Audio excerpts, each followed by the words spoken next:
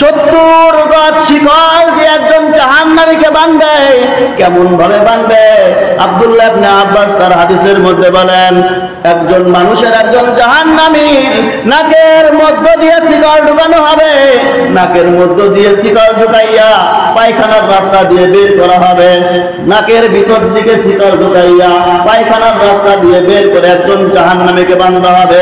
আল্লাহ পাক রব্বুল আলামিন বলবেন, খুযুহু ফাগুল্লু, ওকে ভালো করে বাঁধ, ওকে ভালো করে ধর, ওই জন্য পালায়ন করতে না পারে।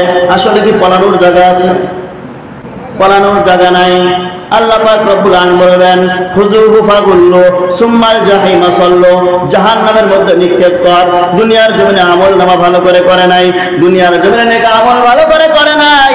ওরে মুসলমান, দুনিয়ার জমিন থেকে যদি আমলনামা না করে যায়, আল্লাহ ছাড়বে না। একটু চিন্তা করে দেখেন, বয়স হলো 20 বছর, বয়স হলো 30 বছর, বয়স হলো 50 বছর, আমি আপনি কি করেছি, কতটুকু আমল করেছি, একটু চিন্তা করেন। আল্লাহর সামনে আমি কি নিয়ে দাঁড়াবো?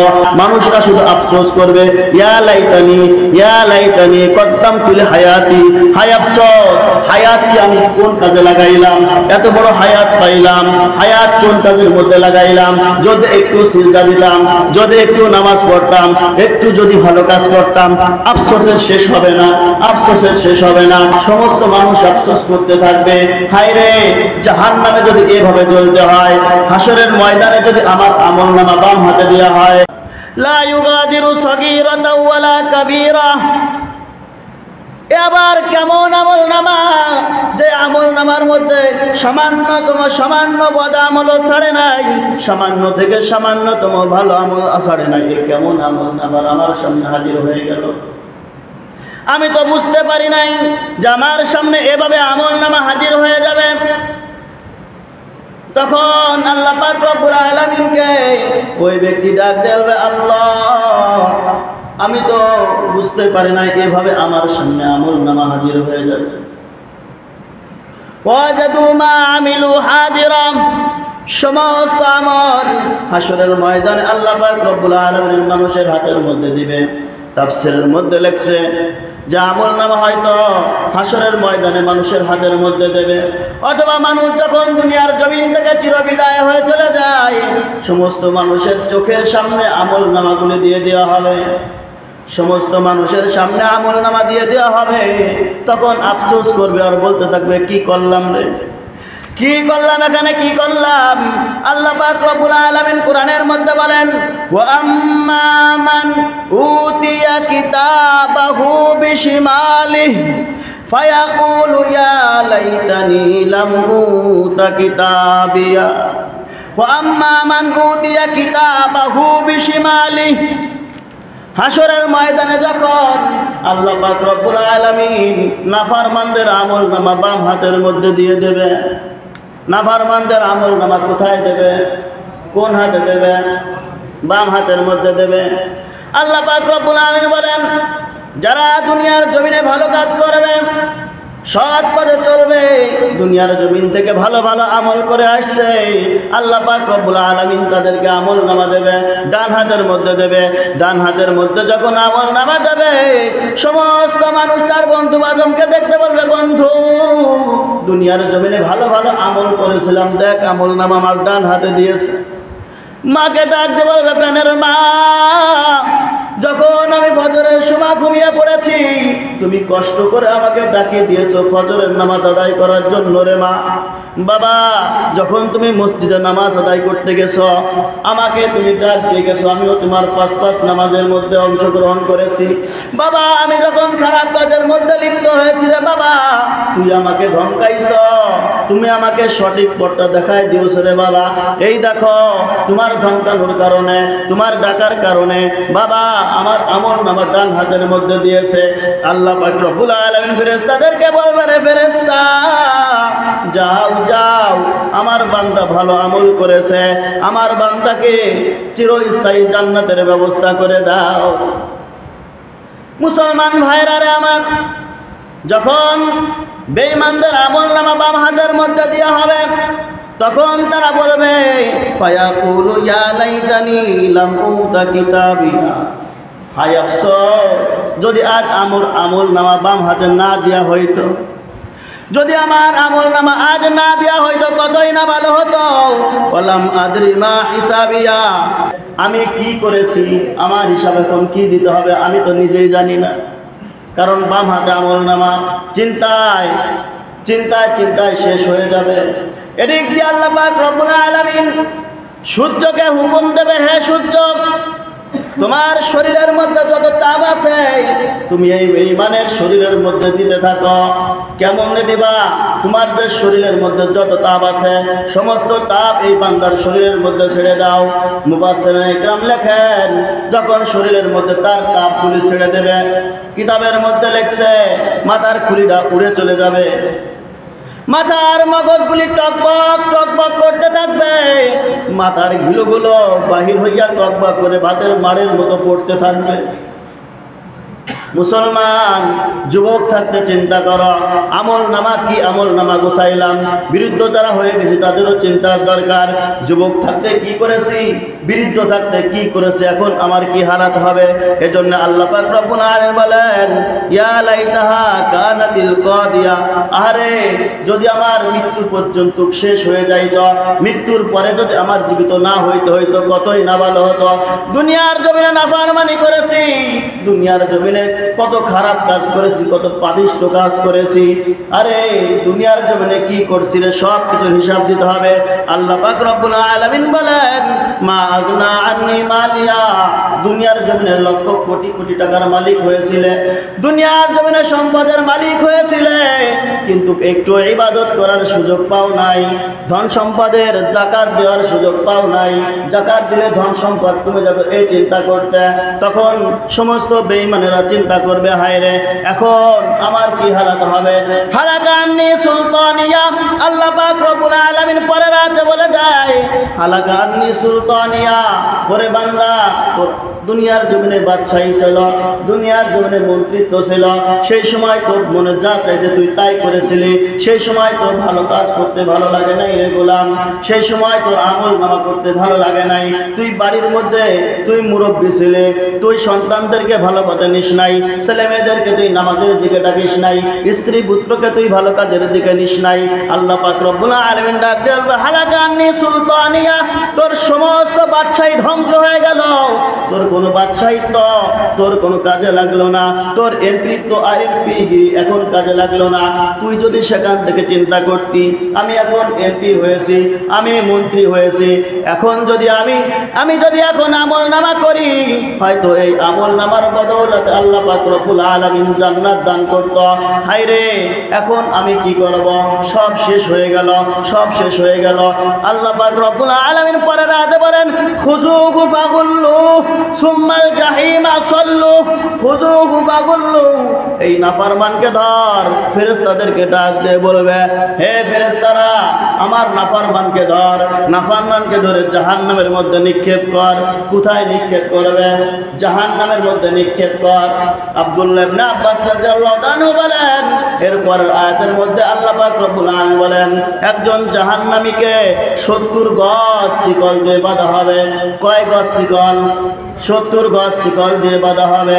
আব্দুল্লাহ ইবনে আব্বাস রাদিয়াল্লাহু তাআলা তার তাফসীরের মধ্যে লেখেন, হে দুনিয়ার মানুষ একটু চিন্তা কর, তোকে যদি রশি দিয়ে হাত বাঁধা হয় তোর কেমন লাগে? 3 বেলা যদি খাবার না দেওয়া হয় তোর কেমন লাগে? তোর যদি হাত পা বেড়ি পরাইয়া দেওয়া হয় তোর কেমন লাগে? একটু চিন্তা কর। হাসরের ময়দানে আল্লাহ পাক রব্বুল আলামিন 70 গজ শিকল দিয়ে একজন জাহান্নামীকে বাঁধবে। কেমন ভাবে বাঁধবে? আব্দুল্লাহ ইবনে আব্বাস তার হাদিসের মধ্যে বলেন, একজন মানুষের, একজন জাহান্নামীর নাকের মধ্য দিয়ে শিকল ঢুকানো হবে, নাকের মধ্য দিয়ে শিকল ঢুকাইয়া পায়খানার রাস্তা দিয়ে বের করা হবে, নাকের ভিতর দিকে শিকল ঢুকাইয়া পায়খানার রাস্তা দিয়ে বের করে একজন জাহান্নামীকে বাঁধা হবে। আল্লাহ পাক রব্বুল আলামিন বলবেন, খুযুহু ফাগুল্লু, ওকে ভালো করে বাঁধ, ওকে ভালো করে ধর। ওই জন্য পালায়ন করতে না পারে। আসলে কি পালানোর জায়গা আছে? পালানোর জায়গা নাই। আল্লাহ পাক রব্বুল আলামিন বলবেন খুযুহু ফাগুল্লু সুম্মাল জাহিমা সাল্লু, জাহান্নামের মধ্যে নিক্ষেপ কর।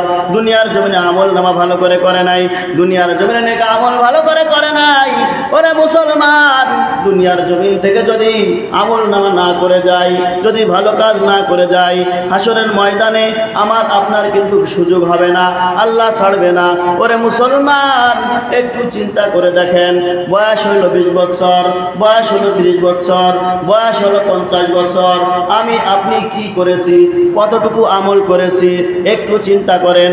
আল্লাহর সামনে আমি কি নিয়ে দাঁড়াবো? কারণ আল্লাহ পাক রব্বুল আলামিন কিয়ামতের ময়দানে কিচ্ছু বলবে না, মানুষরা শুধু আফসোস করবে, ইয়া লাইতানি কদ্দামতু লিহায়াতি, হায় আফসোস, হায়াত কি আমি কোন কাজে লাগাইলাম, এত বড় হায়াত পাইলাম, হায়াত কোন কাজের মধ্যে লাগাইলাম?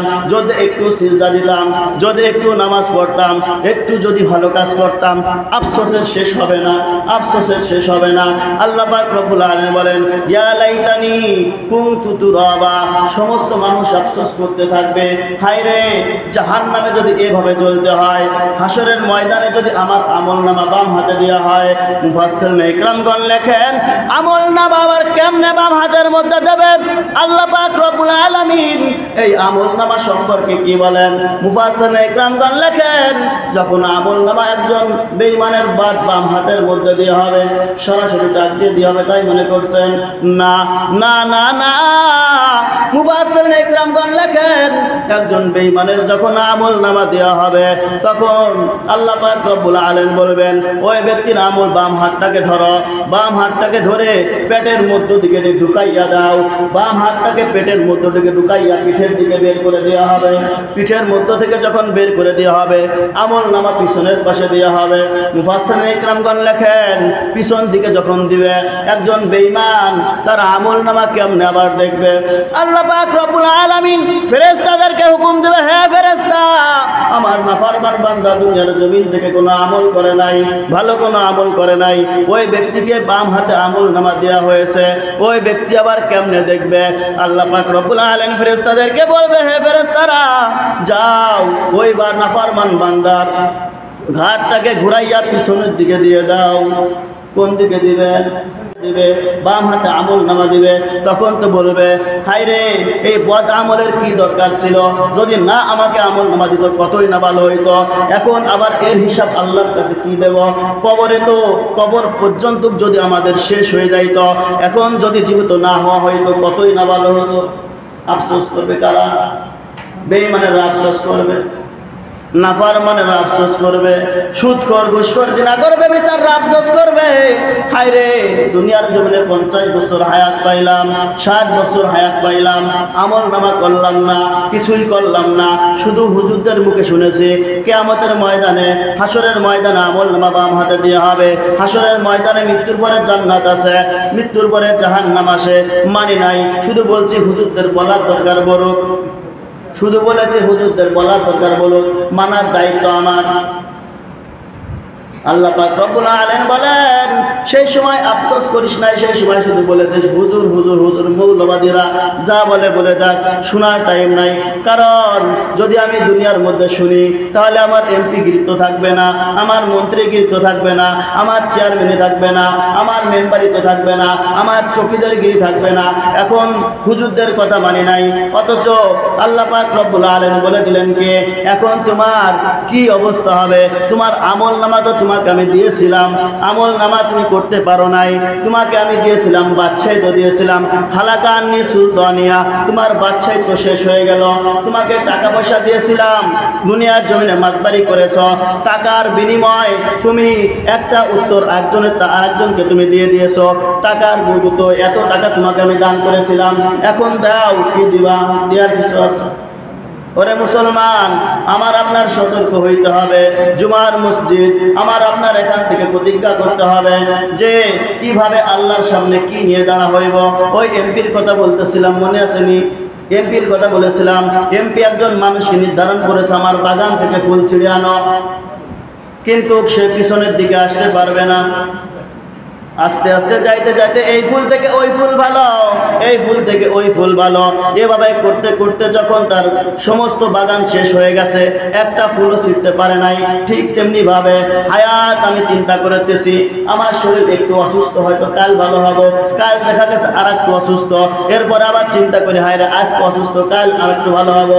এইভাবে চিন্তা করতে করতে করতে করতে আমি এখন যুবক আছি, একটু পরে আমি ভালো আমল করতে পারবো, এই সপ্তাহে যা করতেছি আগামী সপ্তাহ থেকে ভালো হবো। এইভাবে যদি আমি চিন্তা করতে করতে করতে করতে জীবনকে শেষ করে দেই, এক সময় দেখা যাবে আমার সামনে আজরাইল চলে আসছে। আজরাইল চলে এসে বলবে দুনিয়ার জমিনে কি করেছো, আমার কাছে হিসাব দাও। তখন কিন্তু হিসাব দেওয়ার কোনো কায়দা নাই, কারণ আল্লাহ পাক রব্বুল আলামিন বলেন, এর আয়াতের মধ্যে বলেন লা ইউগাদিরু সগীরাতাও ওয়ালা কাবীরাতান ইল্লা আহসাহা ওয়া ওয়াজাদু মা আমিলু হাদিরা ওয়ালা ইয়াজলিমু রাব্বুকা আহাদা ওয়ালা ইয়াজলিমু রাব্বুকা আহাদা। এক বিন্দু পরিমাণ জুলুম করে নাই। কি জুলুম করে নাই? বলে দুনিয়ার জীবনে যা কিছু করছে সব আমার আমল নামার মধ্যে হাজির হয়ে গেছে। ওই আমল নামাগুলি মৃত্যুর সময় প্রতিটা মানুষের চোখের সামনে ধরা হবে। কোথায় ধরা হবে? চোখের সামনে ধরা হবে। তখন আফসোসের শেষ নাই, আর শেষ করে সে সময় কিছু হবে না। হাসরের ময়দানে কিছু কিছু মানুষ বলবে আল্লাহ এখন যদি আমাকে একটু ছাড় দাও, আমি তো আলেমদের কথা মানি নাই, কিতাবের কথা শুনি নাই, কোরআন হাদিসের কথা শুনি নাই, আল্লাহ এখন আমার বুঝে আসে আসলেই জান্নাত আছে জাহান্নাম আছে, আল্লাহ আমাকে একটু সুযোগ দাও, দুনিয়াতে গিয়ে আবার আমল নামা করে আসবো, মসজিদ থেকে বের হব না, সব সময় ভালো ভালো কাজ করব। আল্লাহ পাক রব্বুল আলামিন বলেন আল এখন কোনো কাজ হবে না, কোনো কাজ হবে না। আল্লাহ পাক রব্বুল আলামিন আর এক আয়াতের মধ্যে বলেন তোমার কাছে কি কোনো নবী পয়গম্বর আমি পাঠাই নাই? ওয়াসিকাল্লাযিনা কাফারু ইলা জাহান্নামা যুমারা হাত্তা ইযা জাউহা ফুতিহাত আবওয়াবুহা ওয়া ক্বালা লাহুম খাজানাতুহা আলাম ইয়াতিকুম রুসুলুম মিনকুম ইয়াতলুনা আলাইকুম আয়াতিহি। তোমার কাছে কোন আমি নবী রাসূল পাঠাই নাই? আলেম উলামা তোমার কাছে কি পাঠাই নাই? সে সময় কেন তুমি বোঝো নাই? তোমার বোধ শক্তি ঠিকই দিয়েছিলাম। আফসোস করে কোনো লাভ হইবে না ভাই। এখন থেকে আমার আপনার ভালো হইতে হবে। আল্লাহ পাক রব্বুল আলামিন আমাদের সবাইকে নেক আমল করে দুনিয়ার জীবন থেকে যাওয়ার তৌফিক দান করুক। আমিন ওয়া আখিরু দাওয়ানা।